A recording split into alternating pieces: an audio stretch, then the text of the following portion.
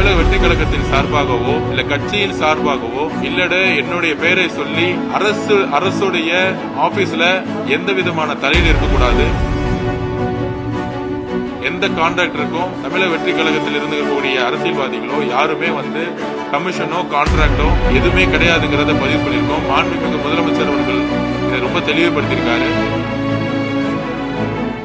குறிப்பாக சொல்லியிருக்கோம், தமிழக வெற்றி கழகத்தின் சார்பாகவோ இல்ல கட்சியின் சார்பாகவோ இல்லட என்னுடைய பெயரை சொல்லி அரசுடைய ஆபீஸ்ல எந்த விதமான தலையீடு இருக்கக்கூடாது. Zero corruption.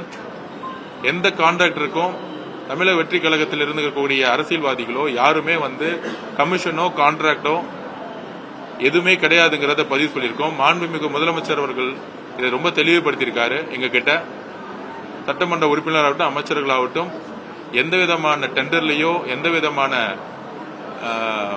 டெண்டர்ல பார்ட்டிசிபேட் பண்ணக்கூடாது, யாரும் ரெக்கமெண்ட் பண்ணக்கூடாது அப்படிங்கறத ஆல்ரெடி பதிவு பண்ணியிருக்கிறாரு.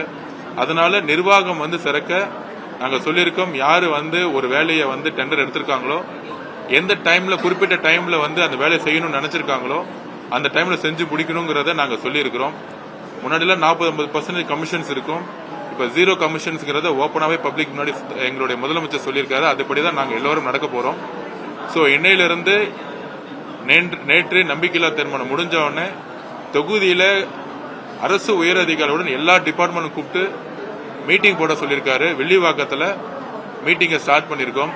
அரசு அதிகாரிகள் 10 நாள் டைம் கேட்டிருக்காங்க. ஒவ்வொரு டிபார்ட்மெண்ட்ல நாங்க இது ஏதோ ஒரு ஒன் வே கம்யூனிகேஷன் கிடையாது.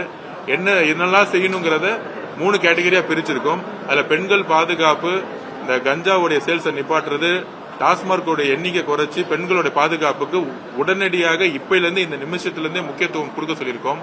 காவல்துறைகளுக்கு முழு சுதந்திரம் இருக்கு. யாரும் எந்த விதமான இன்டர்ஃபேஸ் பண்ண மாட்டோம்னு சொல்லியிருக்கோம். ஆக்சுவலா இதை முடிச்ச உடனே water management, drainage management, electricity issues இதெல்லாம் செக்ரட்டரியேட்லயும் டிபார்ட்மெண்ட்ல எங்கெல்லாம் ப்ராப்ளம் இருக்கோ அதை நான் சரி செஞ்சு கொடுக்கறேன்னு சொல்லியிருக்கோம். சோ இது ஒரு ஹெல்த்தி டிஸ்கஷன்.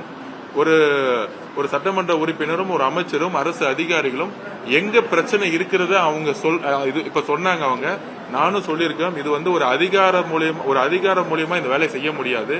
எங்க பிரச்சனை இருந்தாலும் நேரடியா என்ன அணுக சொல்லியிருக்கோம். நானே ஒவ்வொரு ஆபீஸுக்கு வரங்கிறத நான் பதிவு பண்ணிருக்கிறேன். சோ ஒவ்வொரு ஆபீஸுக்கும் நான் வரும்பொழுது என்ன பிரச்சனைகளை சொல்லுங்க, நான் நிவர்த்தி செஞ்சு கொடுக்கறேன்னு சொல்லியிருக்கேன்.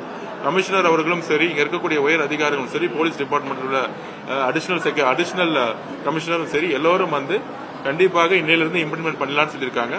ஒரு ப்ராக்ரஸான மீட்டிங்கா இருந்துச்சு. அடிப்படை தேவையா இருக்கக்கூடிய கல்வி, சுகாதாரம், எலக்ட்ரிசிட்டி ப்ராப்ளம், முக்கியமான பெண்கள் பாதுகாப்பு, டாஸ்மார்க் இஷ்யூ என்னெல்லாம், அப்புறம் பட்டா இஷ்யூ. சத்யா நகர்ல பட்டா 30 வருஷத்துக்கு மேல இருக்கவங்களுக்கு ஹைகோர்ட்ல ஆர்டர் கொடுத்து அவங்களை வீடு இடிக்கப்பட்டுச்சு. ஆனா அவங்க பொருட்களை இன்னும் ஒப்படைக்கல. நிறைய பேர் பாஸ்போர்ட்ஸ், குழந்தைங்களுடைய ரேஷன் கார்ட்ஸ், பெண்களுடைய ரேஷன் கார்ட்ஸ் இதெல்லாம் அன்னைக்கு மாட்டிக்கிச்சு. அது ஒரு இடத்துல தனியா வச்சிருக்கேன்னு சொன்னாங்க. அவங்களுடைய உடைமையை உடனே கொடுக்க சொல்லியிருக்கோம்.